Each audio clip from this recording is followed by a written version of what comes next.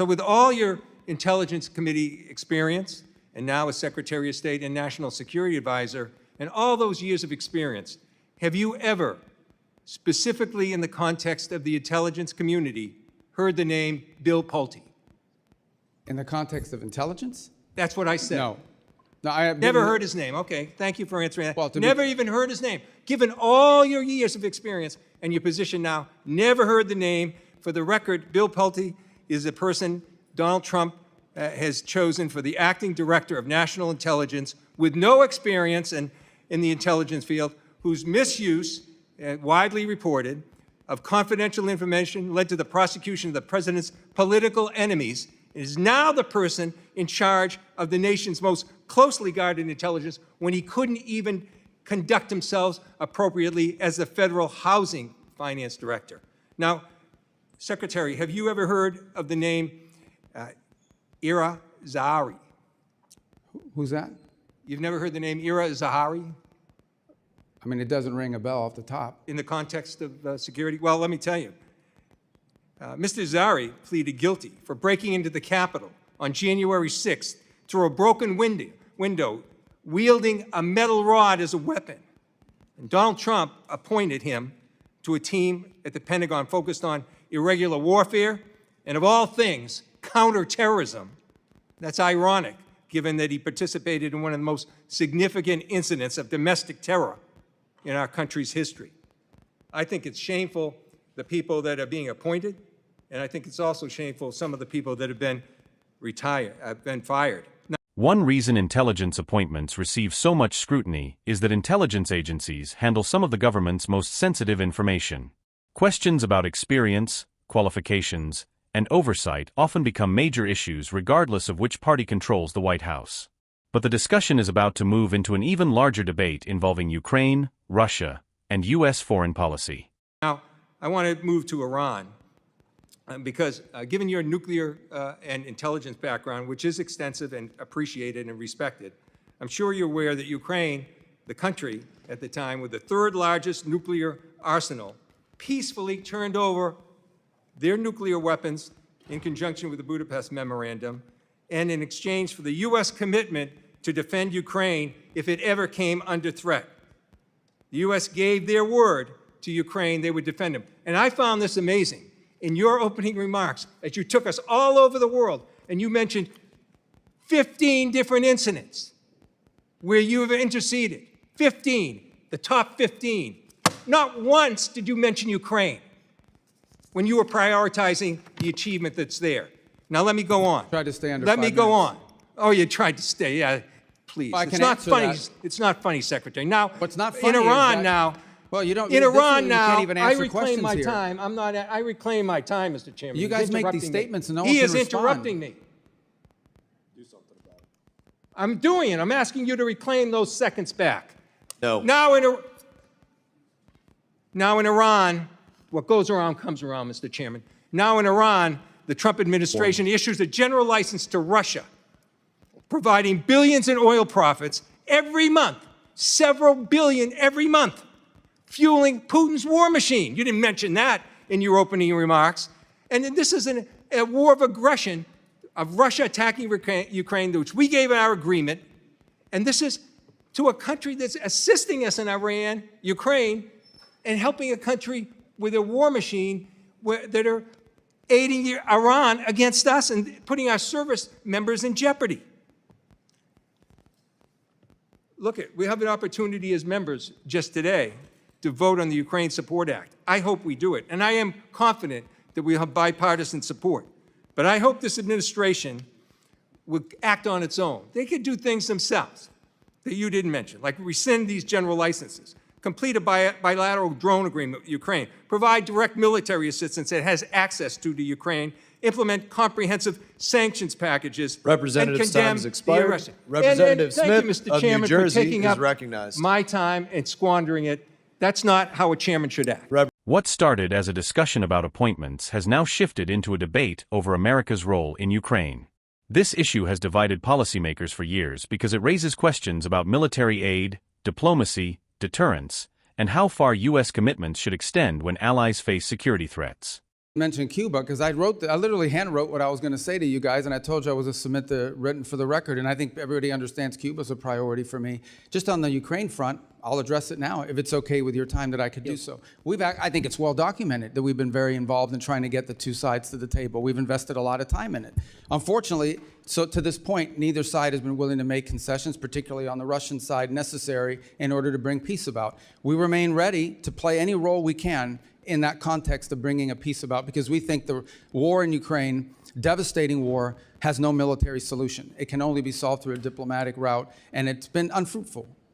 I would characterize it as the ongoing challenges. That said, let's be clear, we are not, to be fair and to be frank, we are not impartial mediators in that war. Okay? We don't provide weapons to Russia. We only provide weapons to Ukraine. We don't impose sanctions on Ukraine. We only impose sanctions on Russia. So we have clearly taken a side. We continue to sell weapons to Ukraine, by the way, through the Pearl program, unimpeded by what's happened in the Middle East or anywhere else. And look, we'd love to see that come to a negotiated settlement. As of right now, the prospects don't look great that either side is prepared to make the concessions necessary in order to reach an agreement. But we stand ready, and we've engaged and invested a tremendous amount of high-level time on that conflict over the last year. I think it's a source of frustration for the world. Hopefully this year will bring better news. I don't have any news for you on that front today, but we are ready. As I've expressed to both sides repeatedly, we're ready to step in and play whatever positive role we can to bring that devastating and escalating war to an end. What makes this hearing particularly interesting is that it combines two debates that are usually discussed separately. The first involves who should hold positions of authority inside the national security and intelligence community. The second involves how the United States should respond to major international conflicts, such as the war in Ukraine. Representative Keating attempted to connect those two issues by arguing that personnel decisions and foreign policy decisions are ultimately part of the same broader national security strategy. The opening exchange focused on qualifications and experience.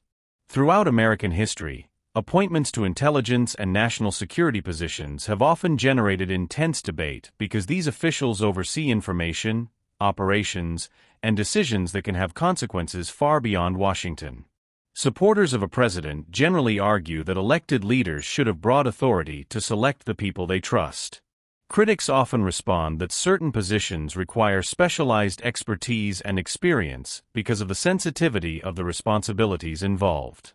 What made the first part of this exchange stand out was Keating's decision to ask whether Secretary Rubio was even familiar with some of the individuals being discussed. That line of questioning wasn't really about testing Rubio's memory. It was designed to raise a larger question about whether certain appointments are receiving the level of scrutiny that critics believe they deserve.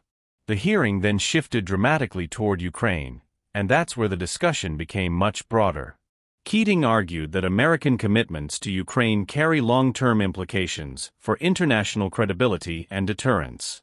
His comments reflected a viewpoint shared by many foreign policy experts who believe that alliances and security commitments influence how allies and adversaries evaluate American reliability around the world. At the same time, the administration's position, as described by Rubio, emphasized diplomacy and negotiated outcomes. This reflects a debate that has existed throughout the conflict. Some policymakers argue that continued support is necessary to strengthen Ukraine's position and deter aggression. Others place greater emphasis on finding a diplomatic path that could eventually bring the conflict to an end. Both perspectives are rooted in concerns about security, but they prioritize different approaches. One of the more revealing moments came when Rubio described the United States as not being an impartial mediator, while simultaneously expressing support for a negotiated settlement. That distinction highlights the complexity of modern diplomacy. Governments often support one side more than another, while still attempting to encourage negotiations that could reduce violence and instability. The discussion also touched on a broader reality of foreign policy. International conflicts rarely exist in isolation. Questions involving Ukraine often intersect with discussions about Russia, Iran, energy markets, military aid, sanctions, and global alliances. That's one reason debates in Congress can move rapidly from one issue to another. Lawmakers frequently view these challenges as connected pieces of a larger strategic picture. Another theme running through the hearing was credibility. Keating appeared concerned about whether current policies are sending the right signals to allies and adversaries. Rubio focused more heavily on the practical difficulties of achieving diplomatic progress when the parties involved remain far apart. In many ways, those are two different ways of evaluating foreign policy. One focuses on long-term strategic messaging, while the other focuses on what can realistically be achieved under current conditions. Perhaps the most important takeaway is that hearings like this reveal how difficult national security decisions can be. Questions that sound straightforward often involve competing priorities, incomplete information, and significant consequences. Policymakers must balance military considerations, diplomatic opportunities, economic impacts, alliance commitments, and domestic political concerns at the same time. Whether viewers agree more with Keating's concerns or Rubio's responses, the hearing highlights an ongoing debate about American leadership in the world. How much responsibility should the United States take for defending international partners? How should policymakers balance military support with diplomatic efforts? And how should government officials evaluate the risks of action versus the risks of inaction? Those questions have shaped American foreign policy for generations, and they continue to influence some of the most important decisions being made today. That's why exchanges like this matter. They offer a rare public window into the disagreements, priorities, and strategic calculations that influence how the United States approaches national security and international affairs. What do you think? Should the United States place greater emphasis on diplomatic negotiations in conflicts like Ukraine, or should strengthening military support remain the primary focus? Let us know in the comments.